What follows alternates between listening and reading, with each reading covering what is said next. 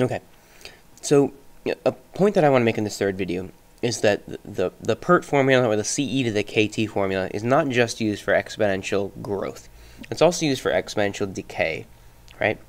So just note, if k is positive, it means that the population is growing and we're looking at exponential growth. If k is negative, it means that as time goes on, the population is decreasing or the thing is decaying. So basically, PERT is used for both growth and decay. One of the common uses of decay is the half-life problem, and so I'm going to go through that now.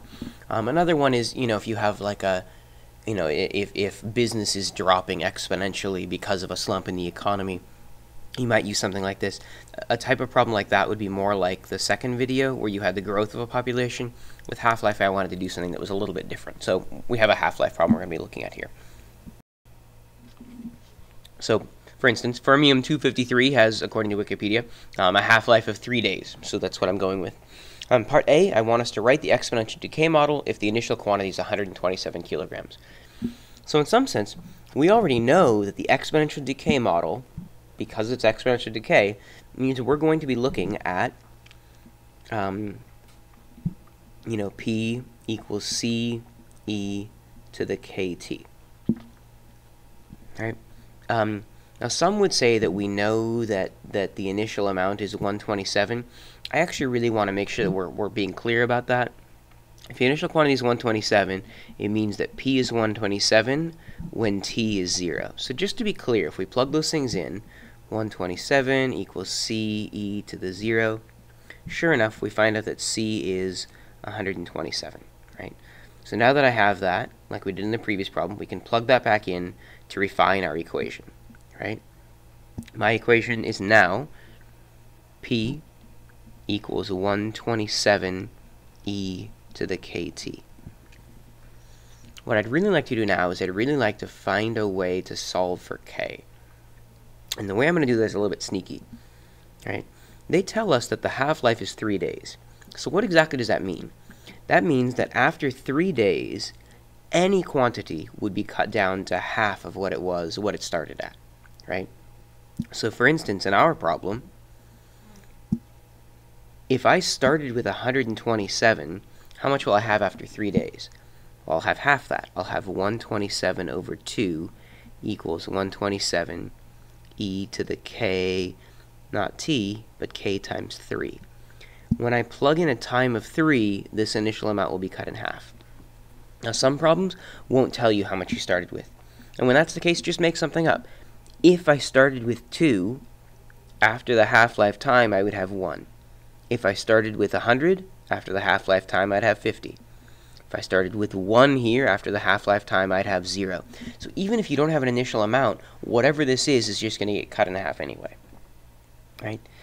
So now I want to take this equation and I want to solve for k. Right, so just like we've done before, I want to get this exponential portion alone. So I'm going to divide by 127. When I do that, I get 1/2 equals e to the 3k. And right there, you can see that half-life. Even if I hadn't put 127 here, when you divide that thing over, it's going to cancel and leave you with a half. Continuing on, trying not to take up all your time. I'm going to solve this by doing logarithms. This gives me ln of a half equals 3k.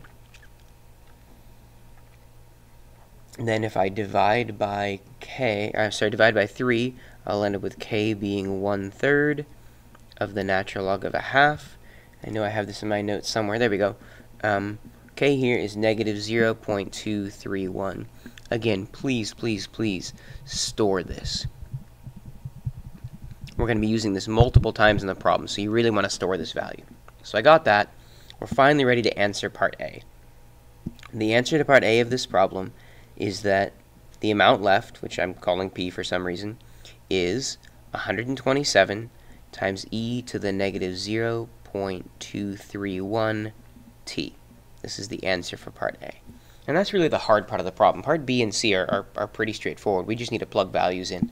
If you want practice with the algebra, you should do that now. Part B asked how much will be remaining in 20 days, so I'll plug in 20. P is 127, e to the negative 0.231 times 20. When I plugged that all into my calculator, I ended up with 1.231 0.25 kilograms. Great. That's how much remains after 20 days. Fantastic. Part C. Part C is asking how long will it take until there's only 1 kilogram remaining?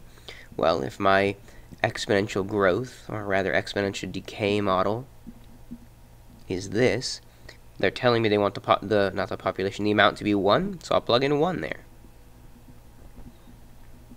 Oops, there should be a 2 in there. This all really just comes down to plugging things in the right places.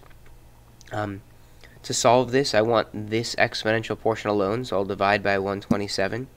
1 over 127 equals e to the negative 0.231t. I'll do my natural log trick again.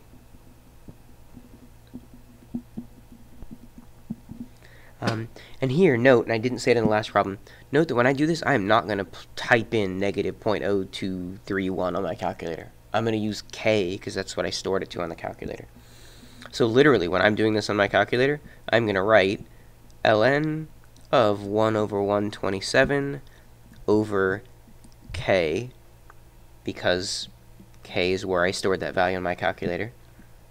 And when I do that, I end up getting that time is 20.966. So it's roughly 21 days later that you've decayed down to 1 kilogram. That's the end of this example. That's the end of this lesson sequence. Just the idea that exponential growth and exponential decay half-lives are all governed by this PERT, or CE to the KT formula. So I will see you in class tomorrow.